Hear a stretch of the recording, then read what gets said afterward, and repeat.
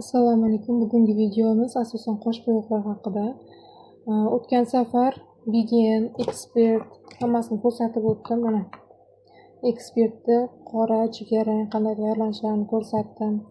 Vegan bilan ishlashni ko'rsatdim. Videolarimni to'liq ko'rganlar buni biladi. Ko'pchilik video tayyorlashni ham qo'ying, qanday tayyorlaymiz, tayyorlashni o'rgatmadingiz deb kommentariyaga yozyapti. Tayyorlash videolarim ham bor. U shortni orasida, kalta videolar orasida qolib ketganligi hisobiga uzun videoning orasiga qo'shilmagan. Ichkarida o'sha videoim ham bor. Hozir video davomida uni ham qo'yaman. Bizda 1 oylik qosh bo'yog'imiz. Mana o'sha bizning 1 oylik qosh bo'yog'imiz.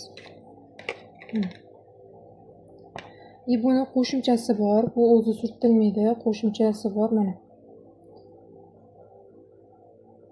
Mumkin. Mana shu qosh bo'yoq ikkalasi birgalikda ishlatiladi. Bu hozir qosh bo'yog'imiz jigarrang. Mana bunisi jigarrang, mana bunisi qora.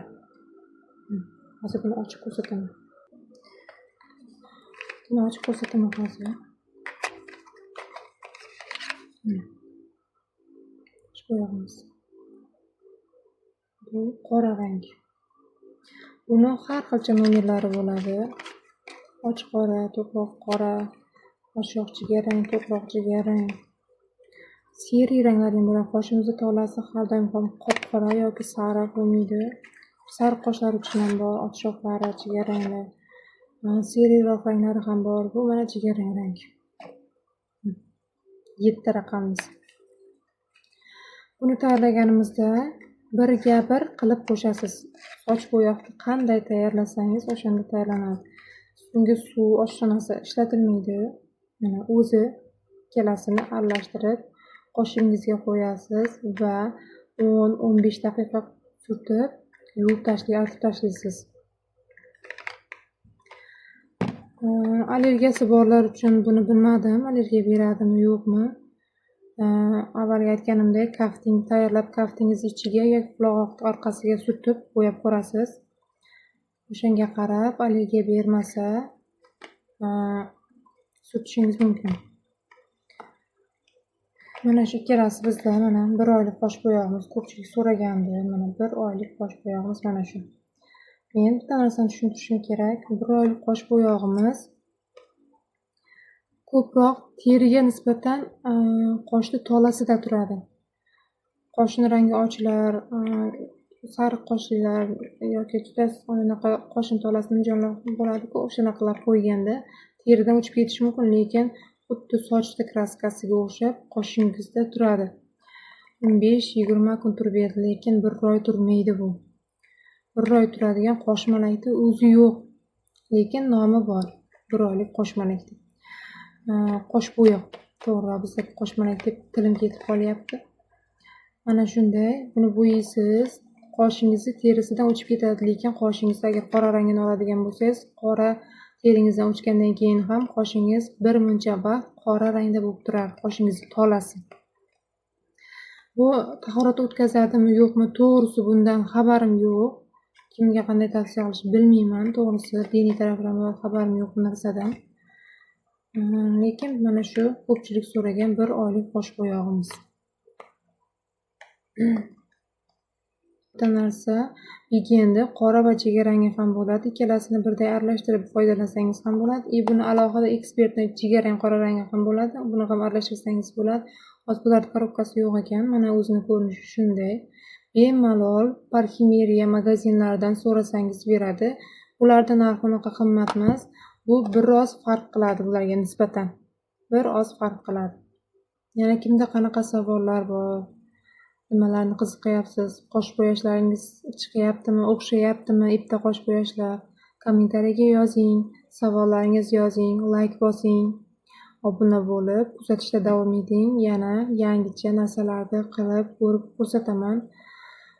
To'g'rirog'i, o'zim bunda hozir bo'yashga vaziyatim bo'lmayapti, chunki menga makiyaj videolarim ham bor. Makiyaj videoda qosh laminatsiya qilish, laminatsiya qilib bo'yashlarni ham qo'yib boryapman. O'shaning hisobiga bu menga ozgina xalaqit qilyapti, lekin klientlar bilan ishlaganimni qo'ydim. Videolarimni to'liq kuzatib borayotganlar biladi buni. Mana shu 3 ta qosh bo'yoq bilan ishlagan videolarim bor. Kanalimda boshidan kuzatayotganlar ko'rib bilib kelyapti. Video tayyorlanish jarayonlarini qo'ymagansiz deganlar uchun u ham bor. Faqat bu yoqda qisqa videolarim orasida qolib ketgan. Hozir mana shu video orasiga ham qo'shib yuboraman bular tayyorlanishini. Bizda qoshimizni tagini, rangini ochartiradigan narsamiz ham bor. U mana shuni olasiz. Bu mana narxi ham to'pda ekan 130 ming. Hamma joyda har xilcha. Unda ichida suyuqligi bo'ladi, quruq kukuni bo'ladi. Quruq kukuni bo'ladi va qoshiqchasi bo'ladi. O'sha bitta qoshiqchaga bir xil qilib tayyorlaganingizda ikkalasidan bir xil qilib olib, qo'shib tayyorlab qoshingizga surtasiz. Mana keraksiz qoshlaringizga surtib, undan keyin ma'lum vaqt o'tgandan keyin oddiy влажный yoki bo'lmasam suvli paxta bilan tozalab tashlaysiz. Qoshini termaydiganlar, qosh terishda gunoh deb qoshini termaydiganlar uchun juda ham yaxshi narsa bu. Bemalol mana shundan foydalansangiz bo'ladi. To'g'risi YouTube'da hali rosa men YouTube kanalimni tushunganim yo'q. Ba'zi bir kommentariyalar boshqa joyda ham qolib ketyapti ekan. Kecha o'tirib qarasam, ichkarida ham turar ekan kommentariyalar. Ko'pchilikka javob yozmagan ekanman. Ming bora uzr. Endi bundan keyingi savollaringizga javob beraman. Kimda qanaqa savol bo'lsa, kim nimani o'rganmoqchi bo'lsa, bemalol yozsin. Qo'limdan kelgancha o'rgatishga harakat qilaman. Keyingi videoda qoshimizni ipda terishni o'rganamiz. Ipda qanday ushlash, qanaqa iplar kerak bo'lishini hammasini ko'rsatib o'taman. Keyingi videolarimni kutib qoling. Hozircha hammaga xayr, sog'-omon bo'ling.